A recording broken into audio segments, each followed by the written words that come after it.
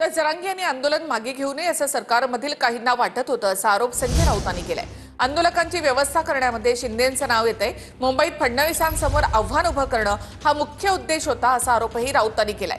तर फडणवीसांना घेरायचं होतं तर थेट वर्षावरच गेलो असतो असं उत्तर जरांगे यांनी दिलंय।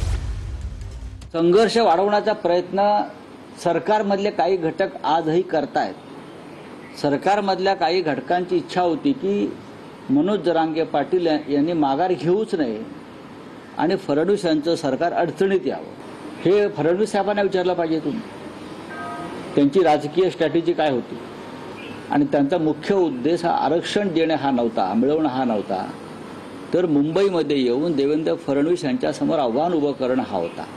मी हळूहळू करतोय ते शिंदेचं ऐकून किंवा एकनाथ शिंदे साहेबांचं ऐकून किंवा कोणाचं ऐकून करायचं असतं तर मग आम्हाला आरक्षण नव्हतं पाहिजे आणि फडणवीसला घेरायचं होतं तर गेल्याच वर्षावर सुरू केलं असतं जाऊन।